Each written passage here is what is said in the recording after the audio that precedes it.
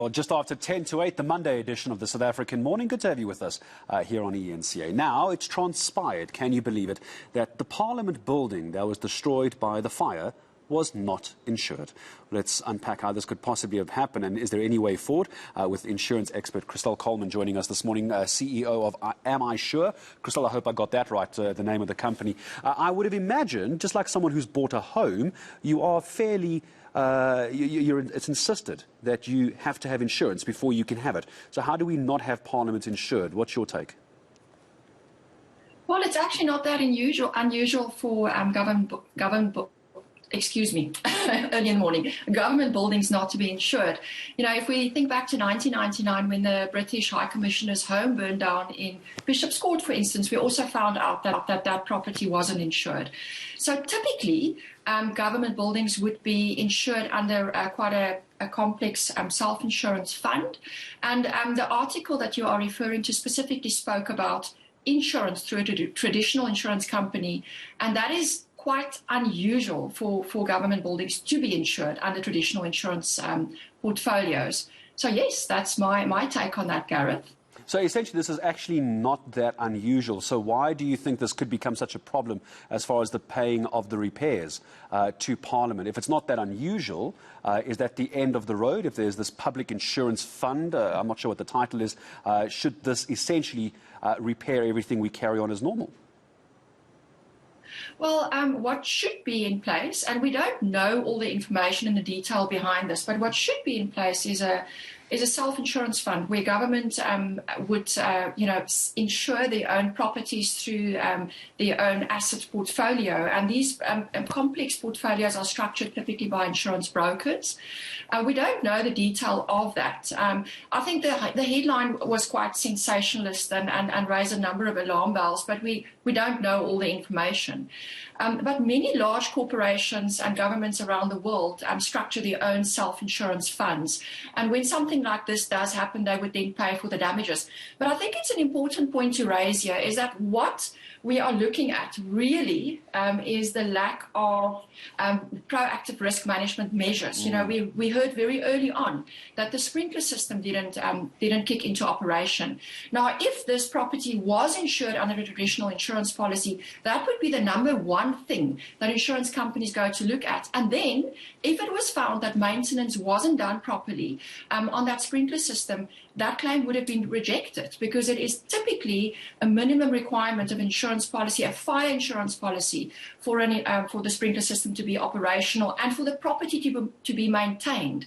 So there's so many different caveats to the story. It's not as straightforward as no insurance. I'm actually glad you raised the risk management and the mitigation of that. So let's move away from the traditional insurance then, because you're quite right. If you haven't maintained the building, the safety protocols aren't in place, that's the onus on the owner and you're going to have to pay up. In a case of the non-traditional insurance, in a case like the parliamentary buildings, could the fact the sprinklers weren't reportedly working, it was the fire safety doors weren't operational, etc., etc., could that affect the payout for Parliament in this non-traditional insurance sense?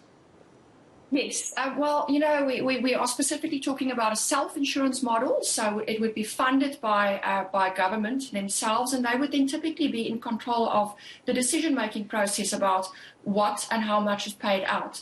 But it's not as straightforward as that either, because, even with self-insurance funds, you would have reinsurance cover in place. So you would go to the reinsurance market. Reinsurers are typically the companies that insure the insurance companies or the self-insurance funds. And they would have requirements around risk management, proactive risk management. So, looking after your property, maintaining it in place as well. So it's a complex discussion. And, I unfortunately, from a layman independent perspective, it does look like this wasn't managed as effectively as it should be when looking after our key, our key national key points. And also I saw the South African Heritage Foundation said that it could take as long as 5 years to reinstate this property, because it's not just any building that burned down. It's a national heritage building that burned down. So yeah, very complex situation. And I think just for the viewers out there, don't underestimate the importance of fire insurance in the South African insurance landscape. We are prone to fires. In the Western Cape last year, we saw the UCT fire, and it is a risk that we face as individual homeowners, private homes, businesses, and then, of course, government also faces this risk. So make sure you get a broker and you get the right insurance structure in place. There is such a wide scheme of insurance solutions out there. And to try and find the answers here today is almost impossible. But if you go to a broker, they would be able to advise you adequately. Just very briefly, Christelle, I am a little bit out of time here, forgive me. Should government be coming to an insurance broker after this and going, we'd like to insure the rest of our buildings privately? I would absolutely advise government to get this professional insurance advice, such as some of the high-profile corporate brokers we have in South Africa, to make sure we don't have a problem like this again in the future. Well, let's certainly hope we don't. Always a pleasure. Christelle Colman joining us, insurance expert and CEO of Am I Sure, joining us here on the South African Morning. So the building wasn't insured, but it kind of was insured, and it's a different form through government. So let's wait to see how long this takes to get that insurance claim out from government for a government building. Yeah. You see where we're going with this. It's going to get messy. It is going to get messy from here on. We'll have to follow up with the story.